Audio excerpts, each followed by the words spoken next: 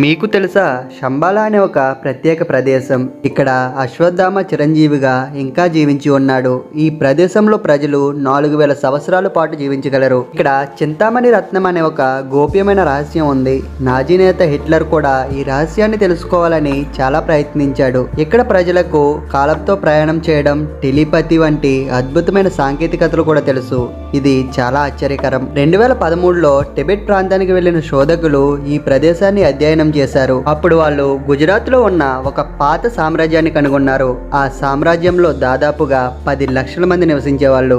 కానీ రాత్రికి రాత్రే ఈ ప్రజలు ఎటువంటి ఆధారాలు లేకుండా అంతరించిపోయారు. వాళ్ళు ఎక్కడికి వెళ్లారు, ఏమైంది, ఇవన్నీ ఇప్పటికీ రహస్యమే. ఇది శతాబ్దాలుగా శాస్త్రజ్ఞులకు ఒక సవాలుగా మారింది. ఈ సామ్రాజ్యం 13వ శతాబ్దంలో మంచుతో నిండిన నిర్జన ప్రదేశంలో స్థాపించబడింది. ఆ ప్రదేశంలో ఎవరూ జీవించలేరు అనుకున్నారు. కానీ సమయం గడిచే కొద్దీ 15వ శతాబ్దంలో ఆ ప్రాంతం సంపదతో నిండిపోయింది. అప్పట్లో ఈ ప్రాంతంలో కనీసం 1,00,000 మంది కూడా ఉండరని భావించారు. కానీ అక్కడ 10 లక్షల మంది సంతోషంగా ఉన్నారు. ఈ సామ్రాజ్యానికి చెందిన ప్రజలు ఎప్పుడూ శంబాలా నగరాన్ని తమ విజయానికి కారణమని చెప్పేవాళ్ళు.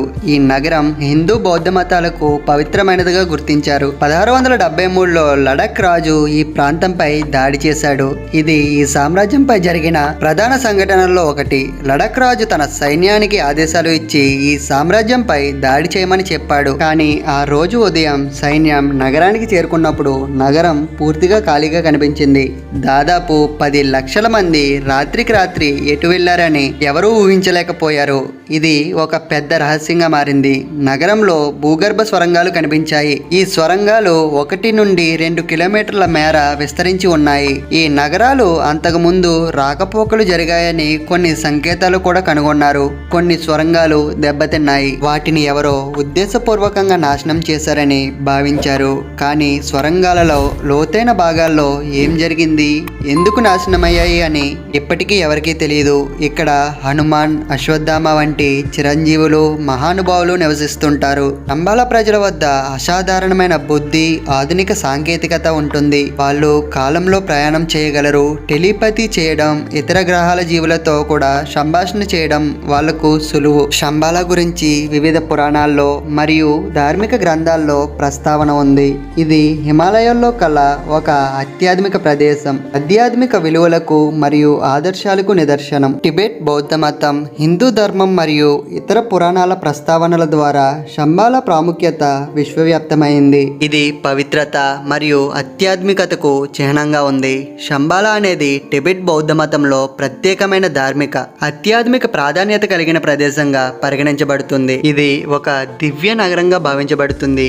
ఆధ్యాత్మికత, శాంతి, దయ, జ్ఞానం యొక్క ప్రతీకగా నిలుస్తుంది. బౌద్ధ మతంలోని ముఖ్యమైన గ్రంథాల్లో ఒకటైన కాలచక్ర తంత్రంలో శంబాలా గురించి వివరించబడింది. ఈ గ్రంథం బ్రహ్మాండం, కాలం, మానవ చైతన్యానికి సంబంధించిన వివిధ అంశాలపై ఆధారపడి ఉంది. శంబాలాను ఈ గ్రంథాల్లో పవిత్ర నగరంగా వర్ణించారు. ఇది గొప్ప సాంస్కృతిక నిలయంగా ఉంది. భవిష్యత్తులో ఈ ప్రదేశం గురించి ఒక ప్రాధాన్యత ఉంది. అందులో శంబాలా రాజు అప్పటి అంధకారాన్ని తొలగించి ధర్మాన్ని పునరుద్ధరిస్తారని చెబుతారు. ఈ రాజును ధర్మచక్రం అనే పేరుతో పిలుస్తారు. ప్రపంచం అశాంతి, అజ్ఞానం, అర్ధహీనతతో బాధపడుతున్నప్పుడు ఈ రాజు బయటకు వచ్చి ధర్మాన్ని పునరుద్ధరిస్తారని టిబెట్ బౌద్ధ మత గ్రంథాలు చెబుతున్నాయి. మహత్తర రాజు ఆశీర్వాదంతో ధర్మాన్ని మళ్ళీ స్థాపించడమే కాకుండా అంధకార తొలగించవచ్చంట. ఈ ధార్మిక కథలు కాలచక్ర దీక్షతో కూడా సంబంధించబడి ఉన్నాయి. ఇది శంబాలా ఆధ్యాత్మిక ప్రాధాన్యతని మరింతగా పెంచుతుంది. శంబాలా అనేది బౌద్ధ మతంలో, హిందూ ధర్మంలో చాలా పవిత్రమైన ప్రదేశంగా భావించబడుతుంది. బౌద్ధ మతంలో ఇది కాలచక్ర తంత్రం ద్వారా ప్రసిద్ధి పొందింది. శంబాలా గురించి సాధకులు ఆధ్యాత్మిక శక్తిని పెంచుకునేందుకు తెలుసుకుంటారు. హిందూ ధర్మంలో ఇది భగవాన్ విష్ణువు చివరి అవతారం, కల్కి జన్మించే స్థలంగా చెప్పబడింది. పురాణాల ప్రకారం కల్కి కలియుగం చివరిలో జన్మించి అజ్ఞానం, అహింస, దుష్టశక్తులను నాశనం చేస్తాడు.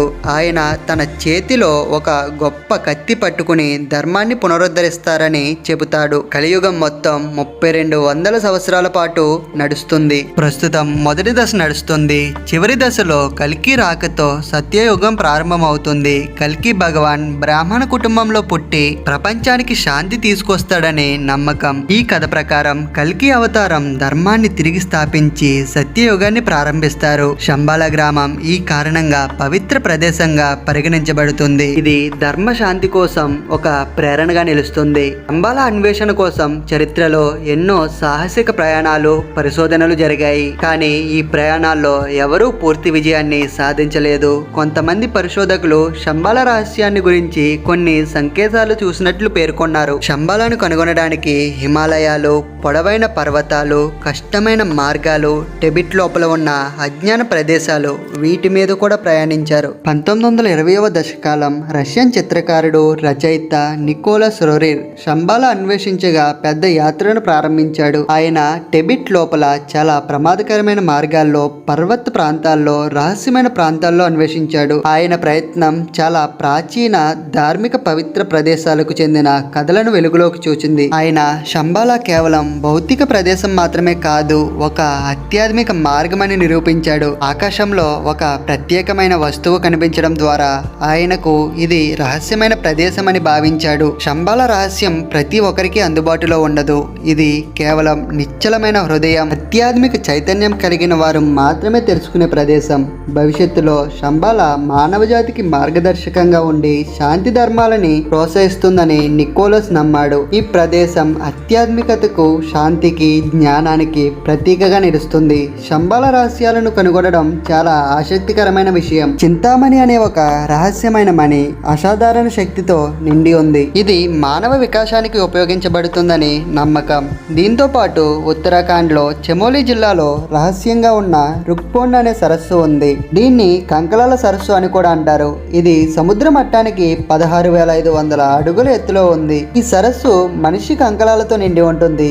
ఇది ఒక విచిత్రమైన రహస్యం. ఈ సరస్సులో 800 కంటే ఎక్కువ కళేబరాలు ఉంటాయి. శాస్త్రవేత్తలు ఈ కంకలాలు ఎప్పుడు ఎలా అక్కడికి వచ్చాయో తెలుసుకునే ప్రయత్నం చేసిన ఉపయోగం లేకుండా పోయింది. రుక్పోండ్ సరస్సులో కనుగొన్న కంకలాలు వివిధ కాలాల్లో మరణించిన వారివని భావిస్తారు. కొన్ని కంకలాల్లో తల, ఎముకలు విరిగిపోయాయి. దీనివల్ల ఆ వ్యక్తులు హత్యకు గురయ్యారని అనుమానం. DNA టెస్ట్ ద్వారా ఈ కంకలాల్లో కొంతమంది దక్షిణాసియా, చైనా, కొరియా ప్రాంతాలకు చెందిన వారని తెలిసింది. మరికొంతమంది ఈ కంకలాలను శంబాల రహస్యంతో అనుసంధానించారు. కొందరి నమ్మకాల ప్రకారం శంబాలలోని రాక్షసులు ఈ తీరయాత్రికులను చంపి సరస్సులో పడేశారని చెప్తారు. యతి అనే ఒక రహస్య ప్రాణి ఈ హత్యలకు కారణమని కూడా చెప్తూ ఉంటారు. ఇక 1930 చివరిలో నాజీ నాయకుడు హిట్లర్ శంబాల కనుగొనడానికి ఒక పరిశోధన ప్రారంభించాడు. అధికారికంగా ఇది టిబెట్ భౌగోళిక సంస్కృతికి అధ్యయనం చేయడానికి ఉన్న అసలు లక్ష్యం శంబాల రహస్యాన్ని తెలుసుకోవడమే.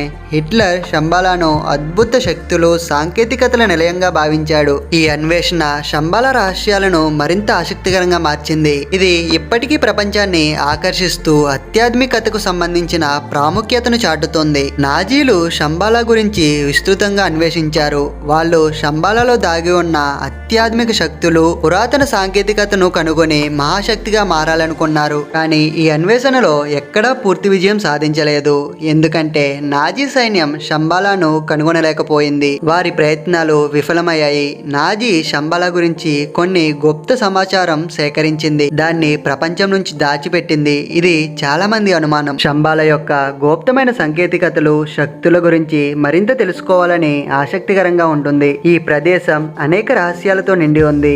ఇంకా ఎన్నో ప్రశ్నలు కూడా. శంబాల యొక్క ఉన్నత సంస్కృతి, దానిలో ఉన్న సాంకేతికతల గురించి తెలుసుకోవడం భవిష్యత్తులో మరింత రహస్యాలను వెలుగులోకి తెచ్చే అవకాశం ఉంది. శంబాల అనేది ఒక పురాతన రహస్య ప్రదేశం. ఇది అత్యాధునిక, అత్యుత్తమ సాంకేతికతలతో కూడుకున్నది. శంబాల ప్రజలు ఇతర గ్రహాలకు కూడా ప్రయాణాలు చేసినట్లు టిబెట్ గ్రంథాలు చెబుతాయి. ఈ రహస్యాలన్నీ శంబాల నగరాన్ని ఇంకా ఆసక్తికరంగా మారుస్తున్నాయి. శంబాల యొక్క రహస్యమైన అంశాల్లో ఒకటి అమృతం. ఇది వారిని వృద్ధాప్యాన్ని ఆపగల సామర్థ్యాన్ని కలిగిస్తుంది. ఈ అమృతం కారణంగా వాళ్ళు వేల సంవత్సరాలు జీవించగలుగుతున్నారు. శంబాల ప్రజలు యోగాలో నిపుణులు. వాళ్ళు తమ భావోద్వేగాలపై పూర్తి నియంత్రణ కలిగి ఉంటారు. వారి ప్రత్యేక చికిత్సా పద్ధతులు, శక్తులు శరీరాన్ని ఆరోగ్యంగా ఉంచడంలో దోహదపడతాయి. శారీరక ఆరోగ్యం మెరుగుపడితే 1000 సంవత్సరాలకు పైగా జీవించి ఉండొచ్చట. శంబాల సంస్కృతి, సాంకేతికత ఇప్పటికీ రహస్యమే. చింతామణి రత్నం యొక్క శక్తులు, ఇతర శక్తివంతమైన వనరులను ఉపయోగించుకునేవారనేది ఒక విశ్వాసం. ఈ విశ్వాసం ఇప్పటికీ మనిషి యొక్క కుతూహలానికి కారణమవుతుంది. ప్రాచీన గ్రంథాల్లో శంబాలా గురించి ఒక గొప్ప కమల పువ్వు వంటి నిర్మాణంగా వర్ణించబడింది. ఈ సామ్రాజ్యం 8 పర్వత శ్రేణుల మధ్య చుట్టుముట్టి ఉంటుంది. ఈ పర్వతాల మధ్య శంబాలా నదులు ప్రవహిస్తూ ఈ ప్రదేశానికి జీవాన్ని ఇస్తున్నాయని నమ్ముతారు. శంబాలా రాజధాని పర్వతాలపై పైభాగంలో ఉంటుంది.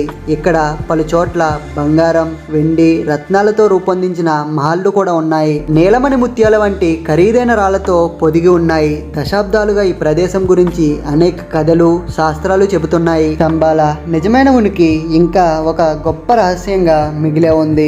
శంబాలా గురించి అనేక పరిశోధనలు జరిగాయి, కానీ ఇప్పటికీ దాని నిజమైన స్థానం ఎక్కడుందో ఎవరికీ తెలియదు. టిబెట్ విశ్వాసాల ప్రకారం శంబాలా హిమాలయాల్లో లోతైన ప్రాంతాల్లో ఉందని చాలా పెద్ద నమ్మకం. ఇది ఒక రహస్యమైన పవిత్రమైన స్థలంగా పరిగణించబడుతుంది.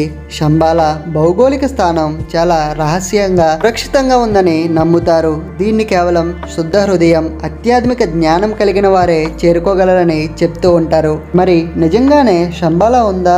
ఉంటే దాన్ని మనం కనుగొనడం సాధ్యమేనా? కామెంట్ చేయండి. వీడియో నచ్చితే లైక్ చేయండి, షేర్ చేయండి. ఇప్పటి వరకు మన ఛానల్ని సబ్స్క్రైబ్ చేయనట్లయితే ఇప్పుడే సబ్స్క్రైబ్ చేసుకుని పక్కనే ఉన్న బెల్ ఐకాన్ని క్లిక్ చేయండి. నెక్స్ట్ వీడియోలో మళ్ళీ కలుద్దాం.